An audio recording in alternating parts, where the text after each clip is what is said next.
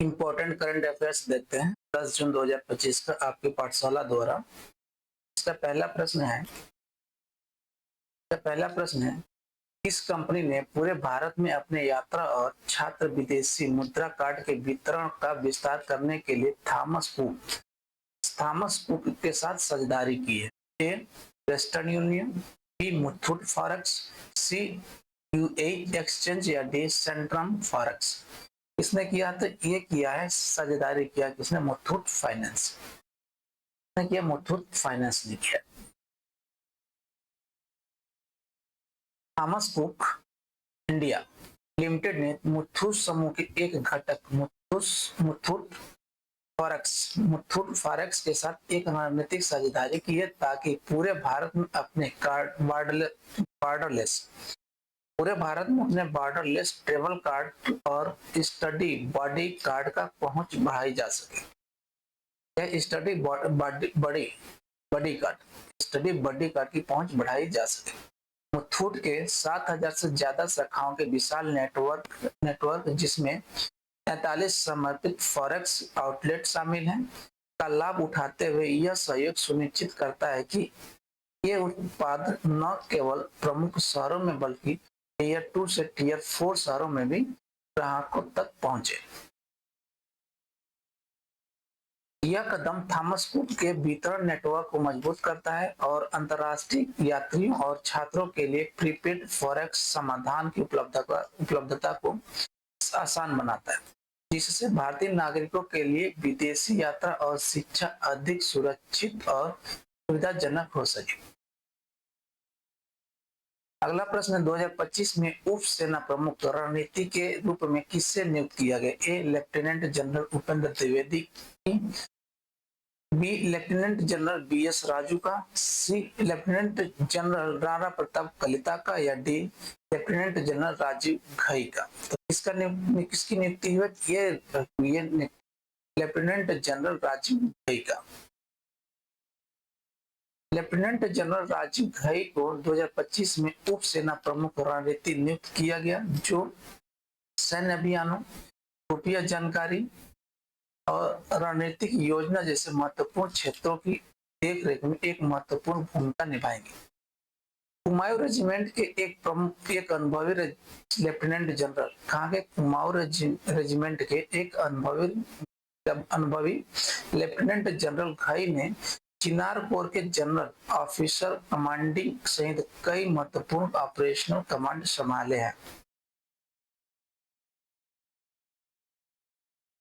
आतंकवादी ढांचे को निशाना बनाकर किए गए एक सफल सटीक हमले अभियान ऑपरेशन सिंदूर के दौरान अपने नेतृत्व के लिए उन्हें राष्ट्रीय स्तर पर प्रसिद्धि मिली। उनके असाधारण रणनीतिक नेतृत्व के सम्मान में उन्हें 2025 में उत्तम युद्ध सेवा पदक से सम्मानित किया। कौन सा? ये उत्तम युद्ध सेवा पदक से क्या किया? सम्मानित किया गया, जिससे भारत के शीर्ष सैन्य रणनीतिकारों में से एक के रूप में उनकी प्रतिष्ठा और मजबूत हुई है। अगला प्रश्न, किस पूर्व भारतीय क्रिकेट कप्तान को 2025 में आईसीसी हॉल ऑफ फेम में शामिल किया गया है? ए विराट कोहली को, बी एमएस धोनी को, सी सचिन तेंदुलकर को या डी कपिल देव को। किसको शामिल किया गया आईसीसी हॉल ऑफ फेम में? ये शामिल किया गया ये एमएस धोनी को, महेंद्र सिंह धोनी को। महान पूर्व भारतीय कप्तान एमएस धोनी उन 7 क्रिकेटरों में शामिल थे जिन्हें 2025 में आईसीसी हॉल ऑफ फेम में शामिल किया गया, जिसमें खेल में उनके असाधारण योगदान को मान्यता दी गई। अपने शांत नेतृत्व, विस्फोटक बल्लेबाजी और तेज विकेट कीपिंग के लिए जाने जाने वाले धोनी ने भारत को 2007 टी20 विश्व कप, 2011 वनडे विश्व कप और 2013 चैंपियंस ट्रॉफी सहित कई आईसीसी खिताब दिलाया।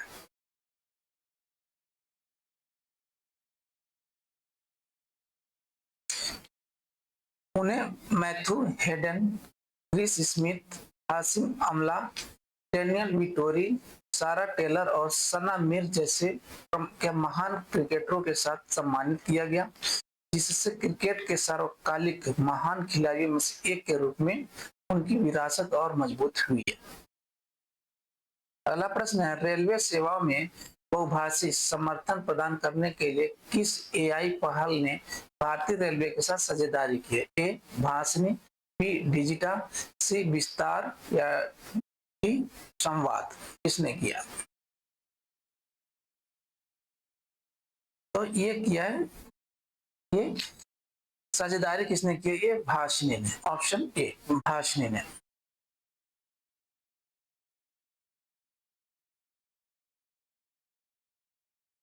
डिजिटल इंडिया पहल के तहत भाषिनी ने NTES, ANTES और रेल मदद जैसे प्रमुख प्लेटफॉर्मों पर बहुभाषी एआई समाधान लाने के लिए भारतीय रेलवे के साथ साझेदारी की है। इस सहयोग का उद्देश्य स्वचालित वाक्य क्या पहचान यानी कि ASR है। ASR टेस्ट टू स्पीच यानी TTS, test to text translation और ऑप्टिकल कैरेक्टर रिकॉग्निशन यानी कि OCR जैसी तकनीकों को एकीकृत करके रेलवे सेवाओं तक जनता की पहुंच में सुधार करना है। यह साझेदारी 22 भाषाओं में रियल टाइम संचार और सेवा वितरण की सुविधा प्रदान करती है, जिससे डिजिटल समावेशन और भाषाई सुगमता को बढ़ावा मिलता है। यह भाषा संबंधी बाधाओं को दूर करने और यात्रियों के अनुभव को बेहतर बनाने के लिए एक रणनीतिक प्रयास का प्रतिनिधित्व करता है, खासकर उन लोगों के लिए जो क्षेत्रीय भाषा में बातचीत करने में अधिक सहज है। अगला प्रश्न है, किस प्रत्यायन दिवस प्रतिवर्ष विश्व प्रत्यायन दिवस प्रतिवर्ष किस तिथि को मनाया जाता है? विश्व प्रत्यायन दिवस पूछ रहा है। विश्व प्रत्यायन दिवस प्रतिवर्ष किस तिथि को मनाया जाता है? ए 15 मई को, बी 12 जुलाई को, सी 9 जून को या डी 20 अगस्त को। कब मनाया जाता है?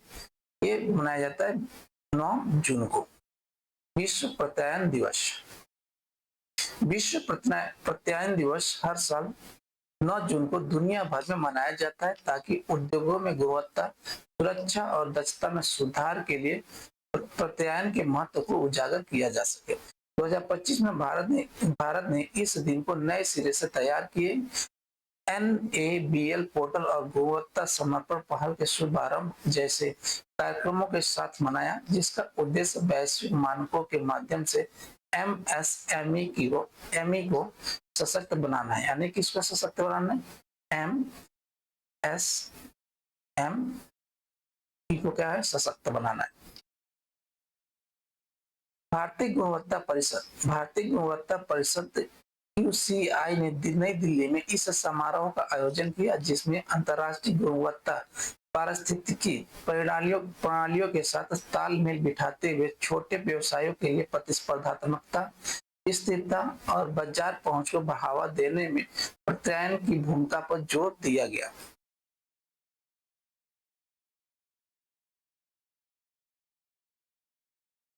प्रत्यायन मतलब एक्रेडेंशियल, ठीक है, इसका इंग्लिश होता है एक्रेडेंशियल। एक्रेडेंशियल एक्रेडिटेशन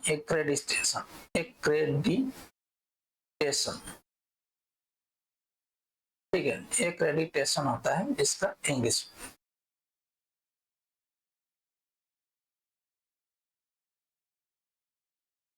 अगला प्रश्न, भारत में नई परजीवी ततैया, क्या नाम है? नई परजीवी ततैया प्रजाति क्या है? लोसगना, क्या नाम है इसका? लोसगना ऑक्सीडेंटलिस की खोज कहाँ की गई?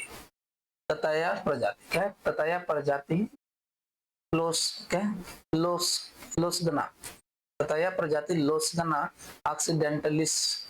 ऑक्सीडेंटलिस की खोज कहाँ की है? ए शिमला में, बी चंडीगढ़ में, सी देहरादून में या डी जयपुर में। कहाँ खोज की गई?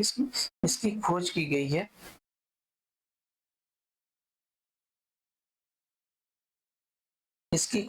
है कहाँ पे? चंडीगढ़।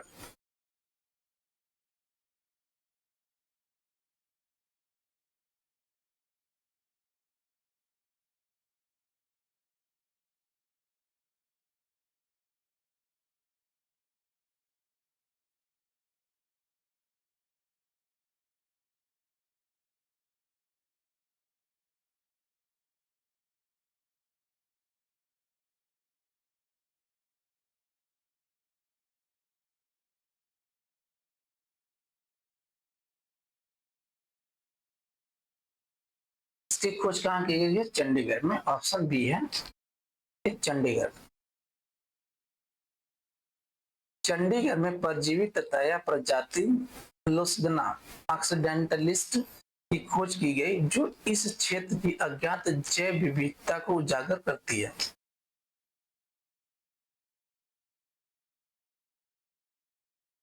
यह इचने मोनिडे परिवार यानी कि डार्विन ततैया से संबंधित ये कीट अन्य आर्थ्रोपोडा जीवों में या उन पर अंडे देकर जैविक कीट नियंत्रण में महत्वपूर्ण भूमिका निभाते हैं। यह खोज भारत के विविध पारिस्थितिक तंत्रों पर और अधिक शोध के महत्व को रेखांकित करती है, क्योंकि कई प्रजातियों का अभी तक कोई दस्तावेजीकरण नहीं हुआ। चंडीगढ़ के शहर और अर्ध शहरी आवासों में ऐसी और भी क्या अनोखी प्रजातियां पाई जा सकती हैं, जो पारिस्थितिक संतुलन और प्राकृतिक कीट प्रबंधन प्रणाली को बनाए रखने के लिए विकसित क्षेत्रों में भी संरक्षण प्रयासों की आवश्यकता पर बल देती है। अगला प्रश्न है, जून 2025 में 11वें ब्रिक्स संसदीय मंच की मेजबानी किस देश ने की? 11वें ब्रिक्स संसदीय मंच की मेजबानी किसने की?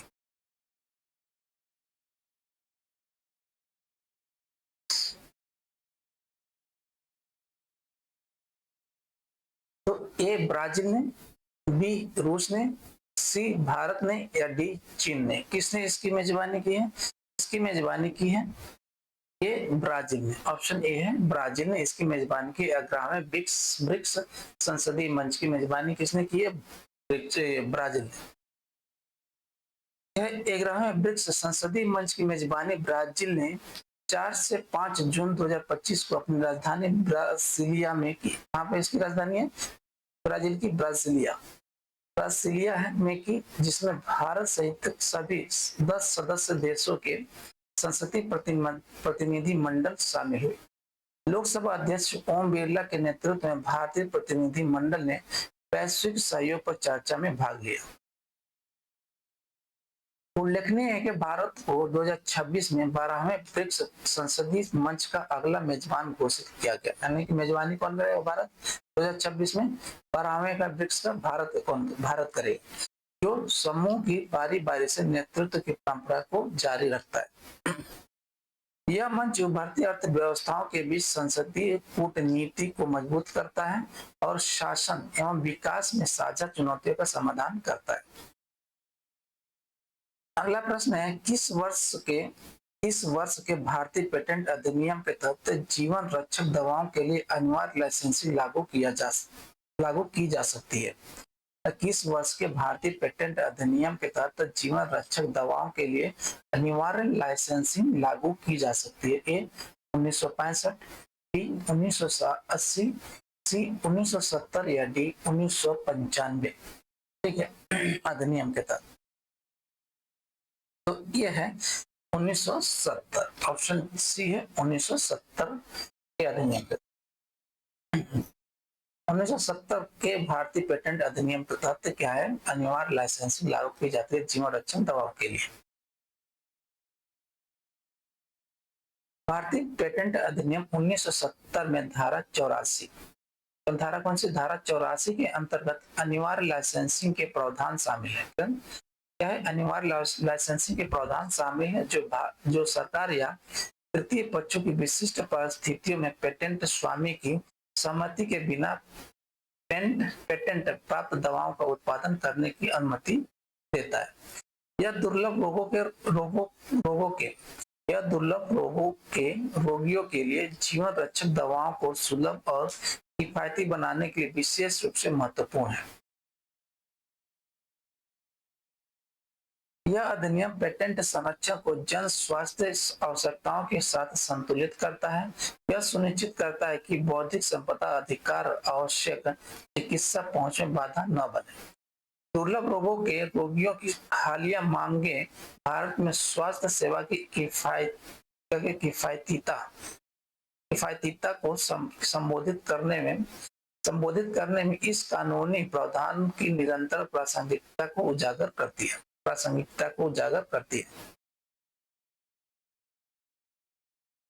अगला प्रश्न है, भारत का पहला अंतर्राष्ट्रीय कृषि हैकाथॉन कहाँ आयोजित किया गया जिसने स्वच्छ संयंत्र कार्यक्रम की शुरुआत की। एक बार और देख लेते हैं प्रश्न। भारत का पहला अंतर्राष्ट्रीय कृषि हैकाथॉन कहाँ आयोजित किया गया जिसने स्वच्छ संयंत्र कार्यक्रम की शुरुआत की। ए हैदराबाद में, बी बेंगलुरु में, सी नागपुर में या डी पुणे में। कहाँ आयोजित किया गया था इसका अंतर्राष्ट्रीय कृषि हैकाथॉन? तो इसका आयोजन हुआ था कहाँ पे? पुणे में। ऑप्शन डी है पुणे में। भारत का पहला अंतर्राष्ट्रीय कृषि हैकाथॉन पुणे में आयोजित हुआ। कहाँ हुआ था? पुणे में, जहां केंद्र सरकार ने स्वच्छ पौधा कार्यक्रम की शुरुआत की। क्या सा कार्यक्रम शुरुआत की? ये स्वच्छ पौधा कार्यक्रम की शुरुआत की। यह पहल महाराष्ट्र से शुरू होकर कृषि उत्पादकता बढ़ाने के लिए किसानों को रोग मुक्त बागवानी पौधे उपलब्ध कराने पर केंद्रित है। अंगूर, संतरे और अनार जैसे प्रमुख फसलें इस कार्यक्रम से लाभान्वित होंगी और बेहतर पैदावार सुनिश्चित करेंगी। यह कार्यक्रम कृषि नवाचार और टिकाऊ कृषि समाधानों में पुणे की बढ़ती भूमिका पर प्रकाश डालता है, जो प्रौद्योगिकी और अनुसंधान संचालित हस्तक्षेप के माध्यम से कृषि के आधुनिकीकरण और किसानों की आजीविका में सुधार के राष्ट्रीय प्रयासों के साथ संरेखित है। किसानों की आजीविका में सुधार के राष्ट्रीय प्रयासों के साथ संरेखित है। अगला प्रश्न है, विक्रम लॉक कैनाल बैंक क्या है? विक्रम लॉक कैनाल बैंक सौर ऊर्जा परियोजना का उद्घाटन किस भारतीय राज्य में किया गया? कौन सा ये विक्रम लॉक कैनाल बैंक सौर ऊर्जा का परियोजनाओं का उद्घाटन किस भारतीय राज्य में किया गया? ए बिहार में, बी उत्तर प्रदेश में, सी झारखंड में या डी मध्य प्रदेश में। किस राज्य में हुआ था? इस राज्य का नाम है बिहार। कहाँ पे हुआ था? बिहार में विक्रम लॉक कैनाल बैंक सौर ऊर्जा परियोजना का उद्घाटन किया गया। बिहार के पटना जिले में राज्य के जल जीवन हरियाली अभियान के तहत विक्रम लॉक कैनाल बैंक सौर ऊर्जा परियोजना का उद्घाटन किया गया। इस पहल का उद्देश्य नवीकरणीय ऊर्जा को बढ़ावा देना और पारंपरिक ऊर्जा स्रोतों से होने वाले पर्यावरणीय नुकसान को कम करना है। यह परियोजना विक्रम में मुख्य नहर के क्या है 2 किलोमीटर लंबे हिस्से पर स्थित है, जो सतत विकास और हरित ऊर्जा समाधानों के प्रति बिहार की प्रतिबद्धता को दर्शाती है। मुख्यमंत्री नीतीश कुमार की भागीदारी भविष्य की ऊर्जा मांगों को पूरा करने और पारिस्थितिक प्रभाव को कम करते हुए सौर ऊर्जा और संरचना के विस्तार पर राज्य के फोकस को रेखांकित करती है। अगला प्रश्न है, भारत का पहला ई कचरा रिसाइकलिंग पार्क किस शहर में विकसित किया जा रहा है? शहर का नाम पूछ रहा है जहाँ पे ई कचरा रिसाइकलिंग पार्क विकसित किया जा रहा है। तो इस शहर का नाम है, क्या नाम है ये पूछ रहा है। ए बेंगलुरु, बी हैदराबाद में, सी नई दिल्ली में या डी चेन्नई में। तो कहाँ पे हो जाए? ये हो रहा है ये यहाँ पे नई दिल्ली में विकसित किया गया है ई कचरा रिसाइकलिंग पार्क। पहला है यह भारत का।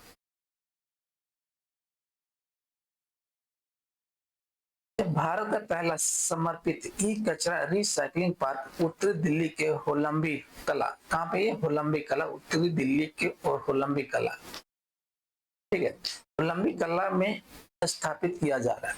होलंबी इलाके में स्थापित किया जा रहा है, होलंबी कला इलाके में। दिल्ली सरकार की यह पहल एक अस्थायी शहरी पारिस्थितिकी तंत्र के निर्माण की दिशा में एक महत्वपूर्ण कदम है। 11.4 एकड़ में फैला यह पार्क सालाना 51,000 टन ई कचरे का प्रबंधन करेगा और रिसाइकलिंग क्षेत्र को औपचारिक रूप देने पर ध्यान केंद्रित करेगा। कौन सा? ई कचरा, जैसे मोबाइल, टीवी और कुछ है, कंप्यूटर, इनको प्रबंधित करेगा जो एक इसके ई कचरे के रूप में आते हैं। इसका उद्देश्य हरित रोजगार सृजन, लैंडफिल पर निर्भरता कम करना और इलेक्ट्रॉनिक कचरे से मूल्यवान कच्चे माल निकालकर यह चक्रीय अर्थव्यवस्था को बढ़ावा देना है। यह पार्क पूरे भारत में इसी तरह की परियोजनाओं के लिए एक आदर्श के रूप में काम करेगा और पर्यावरण के प्रति जागरूक बुनियादी ढांचे के विकास को प्रोत्साहित करेगा। थैंक यू जी, धन्यवाद।